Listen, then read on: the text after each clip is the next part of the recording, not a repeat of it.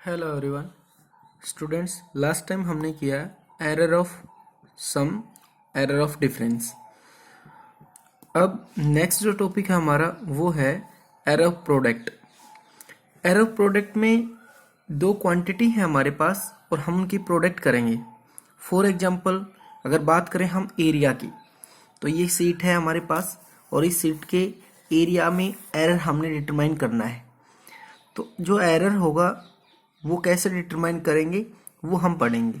तो एरिया का जैसे फार्मूला होता है लेंथ इनटू में ब्रेथ, यानी कि एरिया जो है वो एरर ऑफ प्रोडक्ट में चलेगा। ठीक है, तो हमने दो क्वांटिटियाँ कंसिडर कर ली ए एंड बी, और अगर हमने एरर ऑफ प्रोडक्ट निकालना है उनका तो जो रिजल्टेंट होगा वो एक्स ए इंटू में B. Okay, let us consider delta A and delta B and delta X with the absolute error in A, B, X।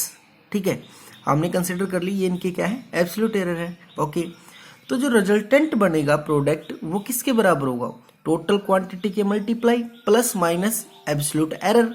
तो यानी कि कैसे लिख देंगे, X plus minus absolute error of product quantity, यानी कि इस प्रकार से ये इक्वल होगा किसके, कि a plus minus delta a into में b plus minus delta b। Okay, x इसमें से हम कॉमन ले लेते हैं, यहाँ से a कॉमन ले लेते हैं और यहाँ से b कॉमन ले लेते हैं, तो हमारे पास इस प्रकार की एक टर्म आ जाएगी। इसका मतलब x is equal to a cross b ये था, तो इसका मतलब ये जो क्वांटिटी है ये इन दोनों की प्रोडक्ट की इक्वल है। तो ये क्वांटिटी इन दोनों के प्रोडक्ट की इक्वल है, तो इसको सेपरेट लिख लेते हैं हम कि अगर कंपेयर किया जाए तो 1 plus minus delta X by X is equal to this. ठीक है, ओके, अगर इनकी क्रॉस मल्टीप्लाई कर दी जाए तो इस प्रकार से इनकी अगर मल्टीप्लाई कर देंगे हम तो हमारे पास रिजल्टेंट क्या आ जाएगा, ये रिजल्टेंट आ जाएगा। इसमें 1 से 1 तो क्या हो जाएगा, कैंसिल हो जाएगा, और साथ में जो ये क्वांटिटी है ना डेल्टा ए इंटू में डेल्टा बी, ये बहुत ही स्मॉल क्वांटिटी है, और दो वेरी स्मॉल क्वांटिटी का जो प्रोडक्ट होगा वो भी बहुत स्मॉल होगा, तो नेग्लिजिबल, इसको क्या कर देंगे हम, नेग्लेक्ट कर देंगे।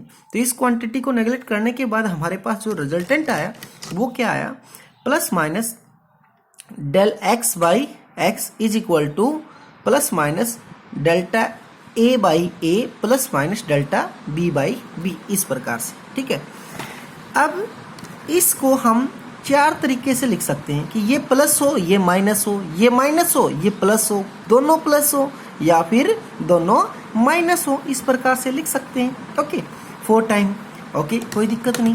लेकिन इसको अगर जनरल फॉर्म में हमने लिखना है तो इस प्लस माइनस को उस साइड लेके जाएंगे तो भी प्लस माइनस में चेंज हो जाएगा, माइनस प्लस में चेंज हो जाएगा। ठीक है, तो प्लस माइनस यहाँ से कॉमन निकाल लेते हैं और del X by X is equal to किसके इक्वल हो जाएगा, किसके इक्वल हो जाएगा, plus minus del A by A plus del B by B, इस प्रकार से। तो हमारा जो प्रोडक्ट है उसमें जो एब्सोल्यूट एरर होगा वो हम इस मेथड से डिटरमाइन कर लेंगे। ठीक है, तो हमारा जो वैल्यू बनेगा कि जैसे ए की कुछ वैल्यू दे दी जाएगी, बी की कुछ वैल्यू दे दी जाएगी और इनकी एब्सोल्यूट वैल्यू भी दे दी जाएगी, एब्सोल्यूट एरर की वैल्यू डेल ए की और डेल बी की, इस प्रकार से ये वैल्यू भी दे दी जाएंगी। तो क्या करेंगे हम कि पहले तो हम प्रोडक्ट की वैल्यू निकालेंगे ए इंटू में बी, तो यानी कि प्रोडक्ट आ गया। उसके प्लस माइनस में क्या चीज करनी है वो कहाँ से पता चलेगा हमें, वो यहाँ से पता चलेगा कि डेल ए को ए से डिवाइड कर दो प्लस डेल बी को बी से डिवाइड कर दो, और वो हमने जो प्रोडक्ट निकाला था ए इंटू बी का उसमें क्या कर देंगे, हम ऐड कर देंगे। हंस maximum relative error in the product of the quantity is equal to the sum of relative error in the individual quantity, यानी कि individual quantity की जो error है उसका क्या हो जाएगा, sum हो जाएगा। ठीक है, सिमिलरली इसी प्रकार अगर बात करें कि एरर ऑफ डिवाइड की एरर की बात करें तो यानी कि जो रिजल्टेंट क्वांटिटी है उसका फार्मूला तो यही है a बाई बी। ठीक है, a बाई बी। ठीक है, तो डिवाइड इसी को तो बोलते हैं हम कि एक क्वांटिटी को दूसरे से क्या कर दें, डिवाइड कर दें, तो ये तो हमारा डिवीजन हो जाएगा। ओके, अब डिवाइड कर दिया, लेकिन जो x होता है वो तो किसके इक्वल होता है कि x plus minus del x, ये रिजल्टेंट बना ना हमारा, डेल x प्लस माइनस यानी कि x plus minus del X. तो डेल एक्स का मेथड वही है जो प्रोडक्ट का मेथड था, ठीक है। तो एज इट इज जो हमारा एब्सोल्यूट एरर है वो वैसा ही निकाला जाएगा जैसे हमने किसका निकाला था, प्रोडक्ट का निकाला था, ठीक है। ये चीजें ड्राइव करने की जरूरत नहीं है बच्चों, ये फार्मूला याद रखने की जरूरत है कि प्रोडक्ट a इंटू में b होगा प्लस में उसका एब्सोल्यूट एरर प्रोडक्ट का इस फार्मूले से निकलेगा। इसी प्रकार डिवाइड a बाई b होगा और उसका एब्सोल्यूट एरर इस फार्मूले से निकल जाएगा, इस प्रकार से, ठीक है।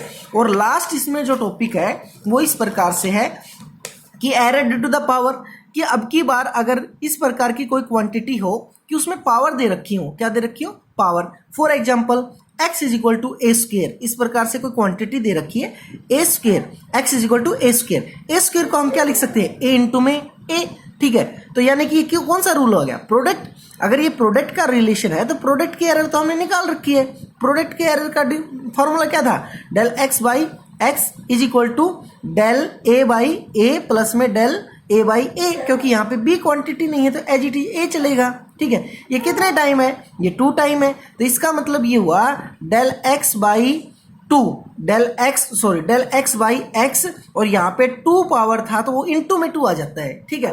अब हम इसको एज ए जनरल फॉर्म किस प्रकार से लिखेंगे, देखिए कि कोई क्वांटिटी इस प्रकार से है x is equal to A की पावर p, b की पावर q, c की power r। Then relative error जब भी हम निकालेंगे तो जो पावर है वो प्रोडक्ट में आ जाएंगे उसके, एब्सोल्यूट एरर जब निकालेंगे तो यानी कि इसको कैसे निकालेंगे, डेल x बाई एक्स जो p पावर है वो कहाँ आ जाएगी, वो इनटू में आ जाएगी। तो यानी कि p इंटू में आ गया del a by A plus में q भी इंटू में आ गया del b by B plus r power है तो r इंटू में आ गया डेल c बाई सी, ठीक है।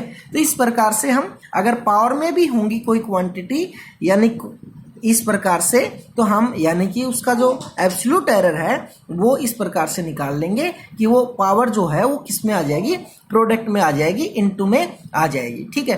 तो जो एरर टॉपिक हमने किया बच्चों मोस्ट इंपॉर्टेंट टॉपिक है। एटलीस्ट हर सम के ऊपर, डिवीजन के ऊपर, प्रोडक्ट के ऊपर, डिवाइड के ऊपर, पावर के ऊपर कम से कम 5 न्यूमेरिकल आप निकाल लीजिए, ठीक है। कल एरर टॉपिक बेस्ड एक छोटा सा टेस्ट होगा और फिर इस टॉपिक से रिलेटेड आपकी परफॉर्मेंस को चेक किया जाएगा। इसी टॉपिक के साथ हमारी ये जो यूनिट है वो ऑलमोस्ट फिनिश हो जाती है। इसके बाद हम सेकंड यूनिट स्टार्ट करें। Okay, thank you.